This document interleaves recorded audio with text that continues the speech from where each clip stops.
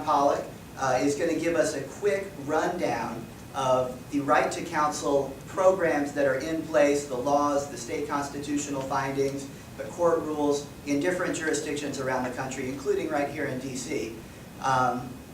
And so I was actually talking with Mr. Pollock before we got started. He didn't know this until this morning, but he sort of inspired this whole event. He gave a presentation very similar to the one that I think we're about to hear about a year ago at an event on civil Gideon at the DC Bar. And I happened to be in the audience, and I thought the idea and the presentation was so fascinating that I brought it back here to the editorial board. And of course they latched on, and it became our symposium topic for this year. And actually another speaker that we're going to hear from this afternoon, Claire Pastore, who's working on civil Gideon pilot projects in California, she was in that same event. So we've got a great group of speakers, and I'm really excited about it. And please join me in welcoming Mr. John Pollock. Thank you so much for coming to this presentation today. I'm really delighted to be here. There's a lot to cover in talking about the right to counsel, but I want to take a minute before I get into talking specifically about civil cases to reflect on Gideon. I don't know if people know this, but Anthony Lewis, who wrote the book Gideon's Trumpet, passed away very recently. It's a tragic loss for the legal aid community, and we actually this year have been focusing a lot of our efforts in the coalition to talk about why is it that criminal and civil cases are treated separately. Why is it that we talk about Gideon and then we talk about the right to counsel in civil cases as if they're separate matters? From our perspective, these are conversations that should be happening at the same time, and the reason for that is when criminal litigants are deprived counsel, when the failures of Gideon happen, and they do, any indigent defense lawyer will tell you that the funding is terrible, there are plenty of problems with the indigent defense system. When those failures happen, they create collateral consequences for people in civil cases. Those collateral consequences include potentially getting evicted, losing your job, etc. And that increases the pressure on the need for a right to counsel in civil cases. And similarly, when people don't get a right to counsel in their civil cases, they often wind up in the criminal justice system. So the failures on both ends are actually directly impacting each other. And that's why we feel that the two systems should not be talked about as if they're separate, but we should all be talking together about justice in the large sense, not civil or criminal. As an anecdote, I'll tell you that one of the things we'll talk about today is civil contempt, which is when you go to jail for failing to do something that the court thinks you have the ability to do, like pay child support. A lot of times the courts struggle in trying to figure out, is the contempt we're actually holding someone in civil or criminal? We're not really even sure. And I'll talk about why that happens, but the point is that the line between civil and criminal is often very blurry, and from a client perspective, they often don't care whether their case is called criminal or civil. What they care is about what is at stake if they lose. So this is really the perfect time this year, as Gideon, we're celebrating Gideon's anniversary, the 50th anniversary, to talk about the right to counsel in civil cases, why we need to talk about both at the same time. So just a quick couple of notes about why is the right to counsel in civil cases important? Why are we even sitting here, or why are you all sitting here today? And there are actually a number of reasons. One is that the area that we focus on in the coalition is what we call basic human needs. Shelter, sustenance, safety, health, and child custody are the first 5 that were named by the American Bar Association in 2006.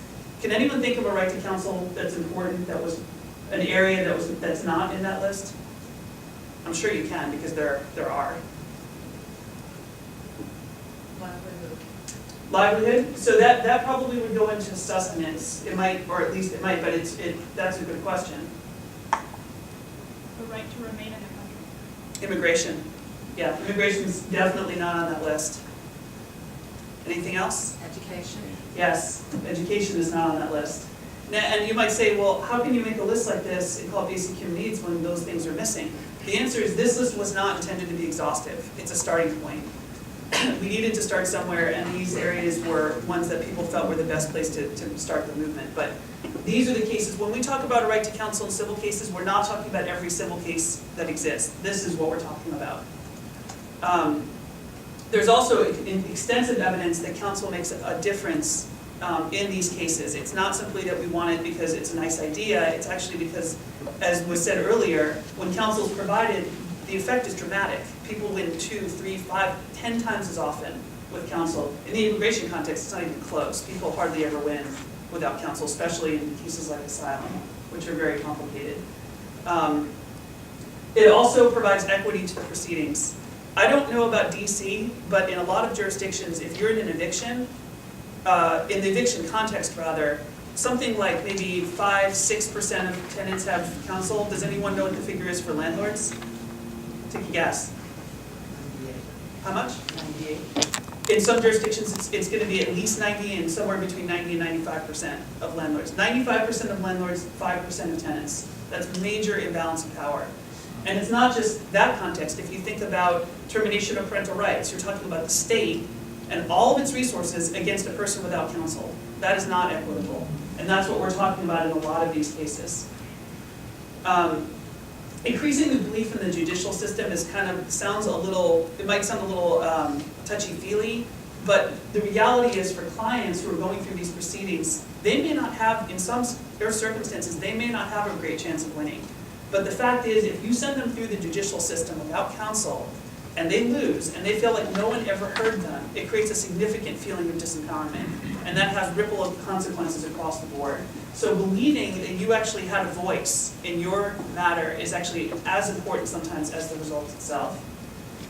And lastly, there are definite consequences when states choose not to provide counsel in certain kinds of civil proceedings. So let me just throw this out there. If a person does not get counsel in an eviction, what could happen? Let's say that they should have won their eviction case because they had a very strong defense, but they didn't know how to argue it, so they lose and they get evicted. What could happen to that person? Homelessness. How can homelessness cost money? You have to pay for the safety net. More drain on the system. Right, and what kinds of drain? Like, what are some examples of the way that the state would pay costs related to someone who becomes homeless? Homeless shelter, right? I was gonna say healthcare. Healthcare, right? They can have more serious healthcare problems. They might need emergency healthcare now. I'm sorry? Food stamps. Food stamps, right? They could wind up in jail. Yeah. A lot of states are known to arrest people who are for vagrancy, for disturbing the peace, etc. These costs are all very real. The state may not pay for counsel because it doesn't want to pay that upfront cost, but it's paying the cost later in just a different and much worse fashion. And much of the work right now that's going on is looking at exactly how can we quantify the costs of those external consequences and the benefits that counsel can provide if we provided it at the outset. So that's a big piece of what the current movement is about. So I'm not going to take too long on this because it's more important, I think, to get to the substance of what we need to talk about today. But these are some of the arguments that we often hear about why there shouldn't be a right to counsel in civil cases. I think we've already addressed the too costly part because we talked about how it's more costly not to provide counsel. With respect to criminal cases being more important, we think that when you talk about basic human needs, it's hard to say that losing your children forever is less important than going to jail. And I think a lot of parents would really find that objectionable. When it comes to other solutions like pro se assistance or making the courts easier to use, those are all very important things to do. They will help for certain.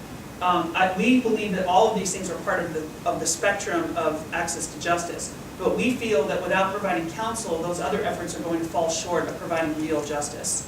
It's not, for many people, making the court simpler is not going to be enough to make them able to participate fully in the process. So, with regard to depriving legal aid of their autonomy, we work directly with legal aid programs. We don't go into a state and say, we're going to do this thing whether you like it or not. It's actually driven by the legal aid community. So we're not, this is a cooperative venture. And the last point, I'm not even going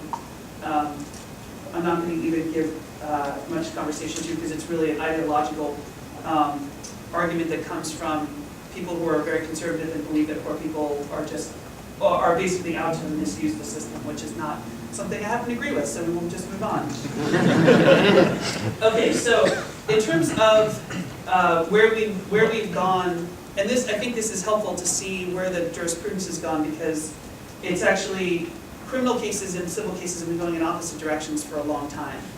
We look to the criminal side for inspiration, but As far as the US Supreme Court goes, we haven't seen a lot of support there.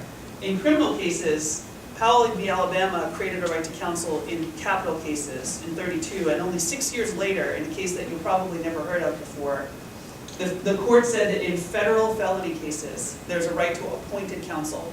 This is a case without which Gideon would not be possible. This is the case that established the principle that felonies that were entitled to state-provided counsel.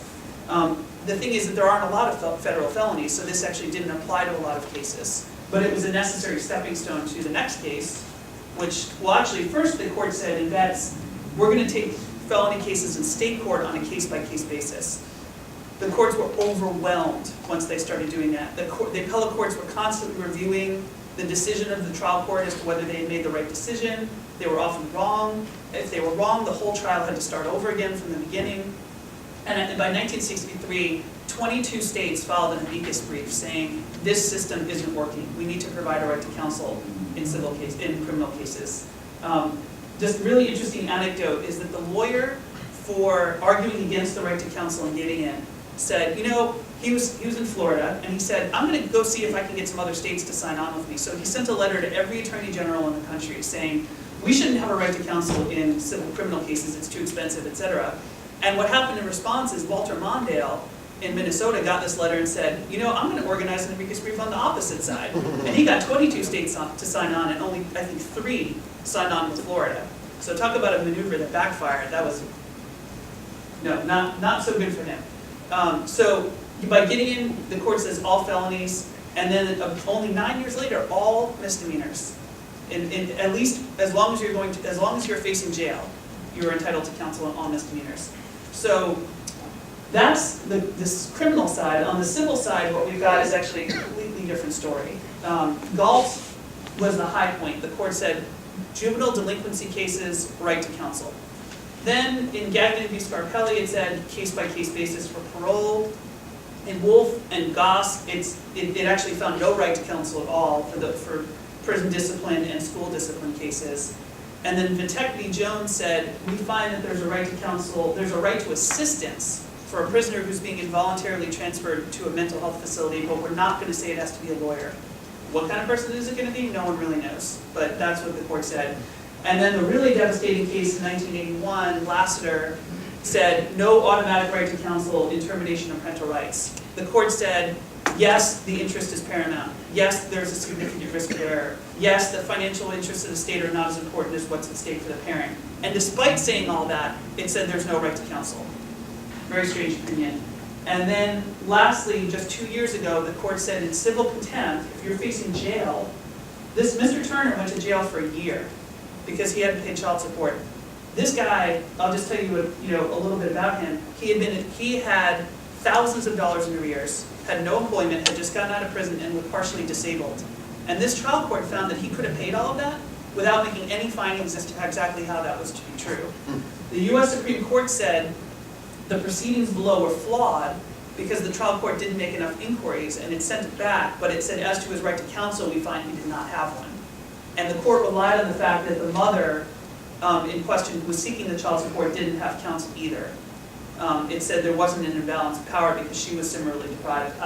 Turner is bad, wrong, many bad things, but we don't have, I could spend a whole lot of morning talking about how Turner was wrong.